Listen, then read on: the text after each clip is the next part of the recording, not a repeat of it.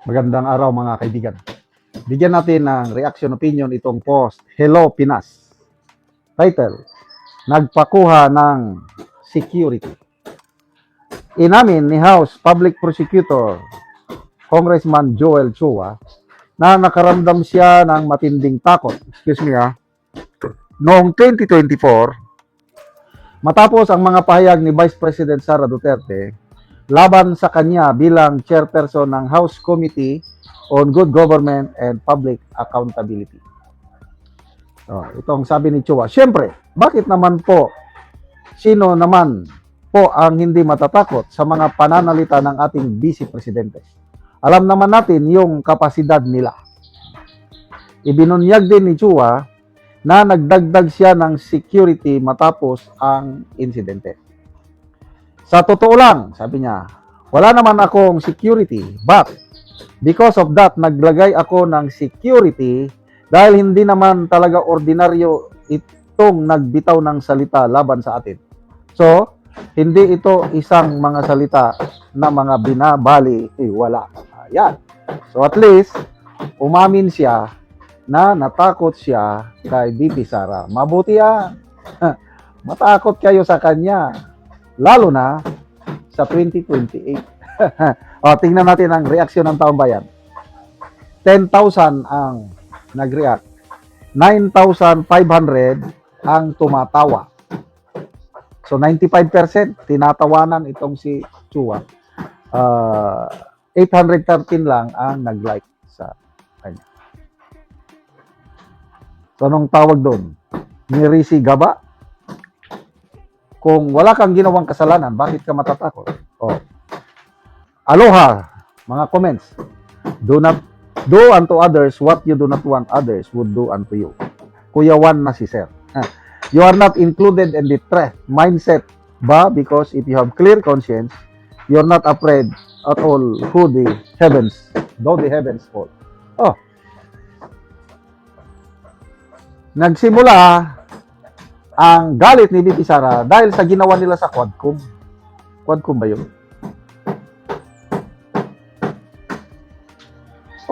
Ito pala. Itong Committee on Good Government and Accountability na chairperson sila ata ang nagpakulong kay Atty. Zulueta Lopez. Kahit ako, kung ako si VP Sara, kinulong nyo. Tapos, ito na ang sukdulan sa galit ni VP Sara, not so much doon sa pagkulong sa House of Representatives. Yung gabing-gabi na, tapos may order na itra-transfer si Atty. Zulueta Lopez from detention facility ng HOR papunta sa Bureau of Women's Correctional. Yung Bureau of Women's Correctional, para sa mga convicted criminals na yun. So si Atty. Zulueta, convicted ba? Hindi naman na-cite in contempt lang. So bakit mo dadalhin ang isang na-cite in contempt na resource person sa Bureau of Women's Correctional? Kahit ako, magwa-wild din ako. Kaya I can relate kay VP Sara. Yung mga ganong naiintindihan ko at lalo kong hinahangaan yung mga pagbabanta niya ng ganon. So dito ko nakita na talagang palaban ito si VP Sara. Hindi siya yung tao na basta na lang mag-surrender. Hindi. Paglalaban niya ang kanyang mga tauhan. Maniwala ba kayo kay Chua? Ako, halos wala na akong paniwalaan sa kanila. Puros mga pansarili lang ang inuuna. Pampolitiko. Malayo sila sa kalingkingan ng mga Duterte.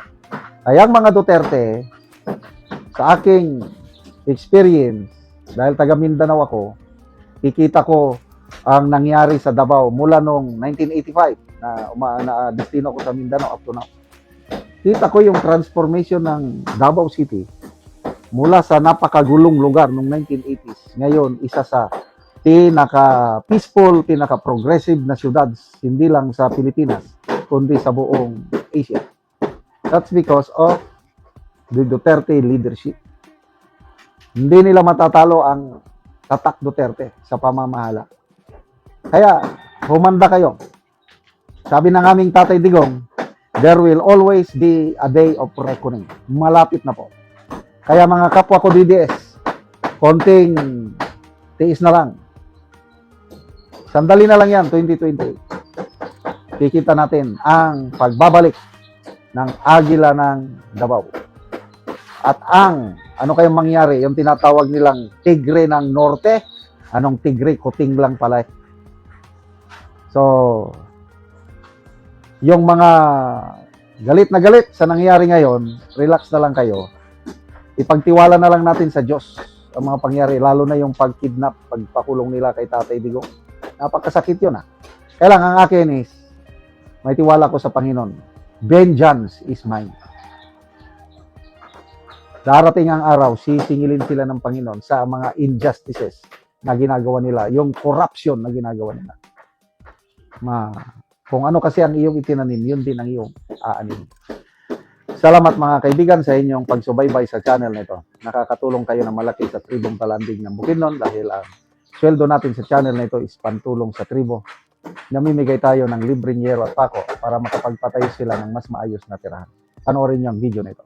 Anak ko diri sa balay ni Uncle Roger Binhira nga taga Barangay Tikalaan, Pork Tres, San Alahay, Talakag, Bukidnon. So muna ni ang itsura sa iyang atop nga mga dagko na og buslot og muna ni ang iyang atupan karon. Pulihan ni karon niya sa gitabang sa iyahang yero. So kini si Uncle usa ni siya ka balog.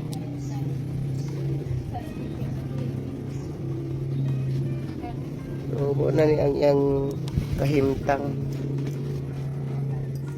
So muna ni ang gitabang yero nga 5 kabuk nga di 8 nga iyang ipuli sa iyang atop karon.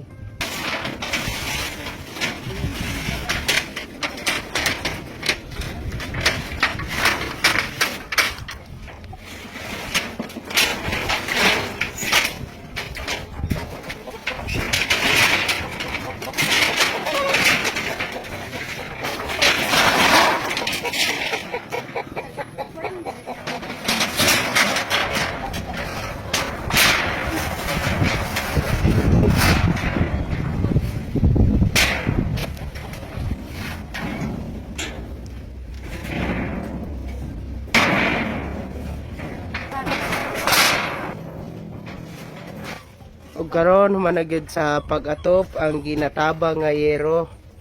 So nakaatop na gid si Uncle.